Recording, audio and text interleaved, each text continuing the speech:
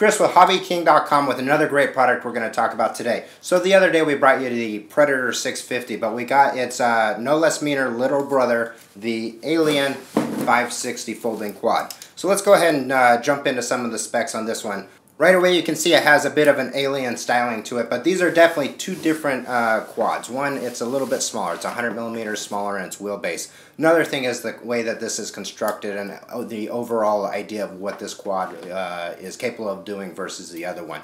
First thing you're going to notice is this high plank on the back, and this is designed for either your FPV transmitter or a GPS module that goes right over here. Right over here is for your flight controller, and if we roll it over, it's got a nice bridge for your battery pack on this. Now the cool thing about this frame, where the Predator is more of a center spine and everything built around it unibody, this is a sandwich construction where we've got two carbon fiber plates that have aluminum spacers in between it, and it's sandwiched together.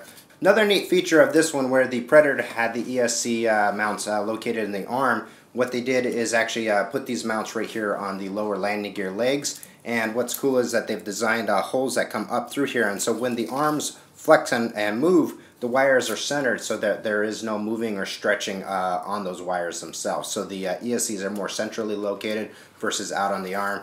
And when this is in the opposition and you collapse it, there's no stress on those wires whatsoever. Another cool feature of this that you'll probably notice right here on the top, no, these are not rail guns, but what they are hook and rod mounting.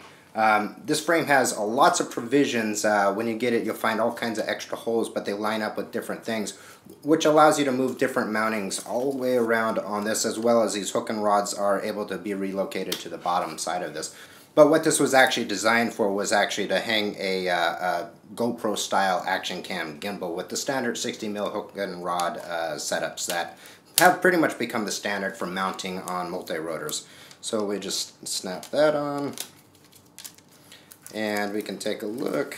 It clears the ground, no problem, and that's why it's a high mount hook and rod. But it also has some provisions for that right on the bottom, so you can actually do some battery mounting on the bottom of that as well. So let's go ahead and open it up so you guys can get an idea of what she looks like opened up. I'll go ahead and just collapse those in.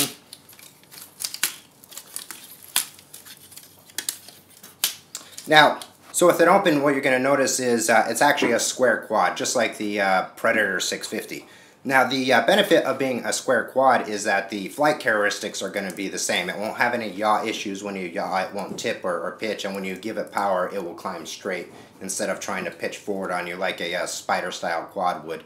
So the square layout of this is definitely a benefit for flight characteristics on it. Now, it's 560 millimeters motor-to-motor diagonal or in its wheelbase, and it comes in right at 520 grams, which is below the 1 gram per 1 millimeter rule of thumb for multi-rotors. So it's actually pretty light for its design. Check it out. It's up on the new items page, and as always, subscribe to our YouTube channel. See you next time.